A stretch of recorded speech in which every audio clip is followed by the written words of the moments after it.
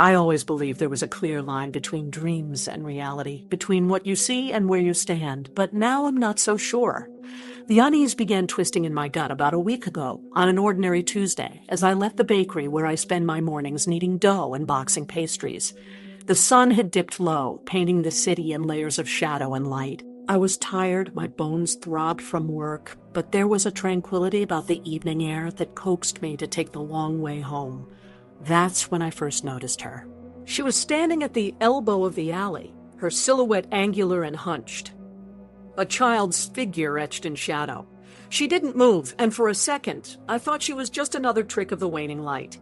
But as I neared, the details pulled into focus. Her hair, a tangled mess of brown and gold. Her eyes, two gleaming marbles locked onto mine. "Hi," she called, her voice a whisper tucked into the folds of the night. I nodded, offering a tired smile. "I'm Lyra," she continued, with a peculiar confidence that belied the timid set of her shoulders. "And you're—" "Just passing through," I said, quickening my pace, something in me urging the distance. Her presence seemed tethered to the shadows, her voice lingering like an echo lost in time. "You're not from here, are you?" she asked, stepping into the light that pooled at the alley's mouth.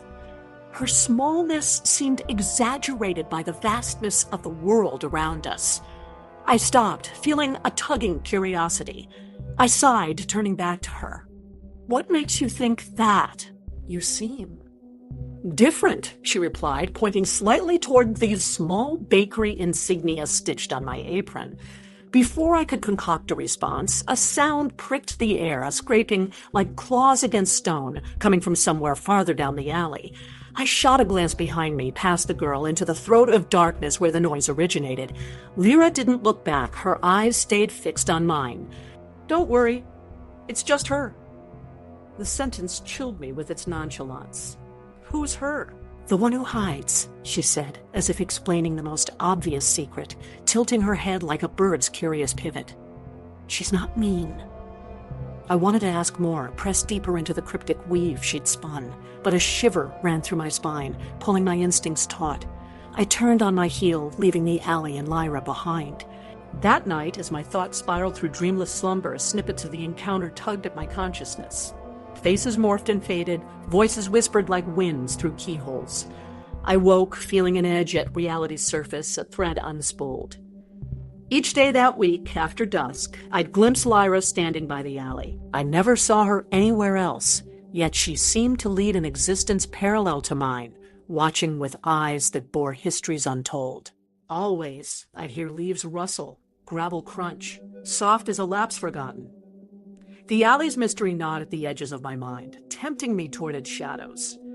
Finally, on a storm-laden Thursday, curiosity, and perhaps a sense of duty, drove me to approach her. The air was thick with anticipation, the city holding its breath alongside me. "It's you again," I greeted, the rain speckling her shoes and mine. Lyra nodded, as if she'd been expecting me. "Every time, yes." "What are you doing here, Lyra?" I asked, squinting against the rain, searching every facet of her delicate features for answers untold. "She's waiting," she said simply, and pointed toward the alley. A silent invitation, like a siren's song. Who's waiting?" She shrugged, an unsettlingly calm gesture amidst the uncertainty. "You." The words clung to me as I swallowed, hardening my resolve to delve deeper. Stepping past her, I felt the world shift, like tectonic plates beneath my feet. A rustling floated from the recesses of the alley, accompanied by a low hum, reverberating in my bones. Lyra remained at the alley's edge. "She'll show you now."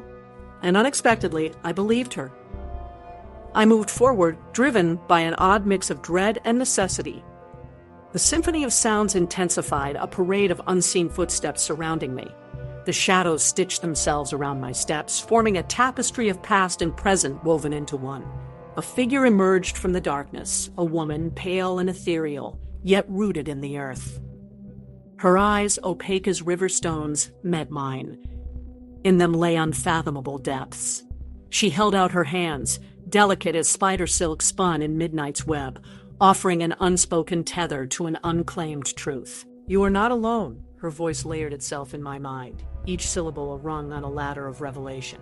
The alley dissolved at her words, the world cascading into clarity. Forgotten memories flared, blossoms of light kindled in shadow. And there, nestled in my core, was a truth I'd long denied. I needed Lyra. Lyra stood at my side then, her presence, conviction, and warmth braided together. She never leaves, she told me, a timeless agent binding us across reality's seam. She's who you need to face.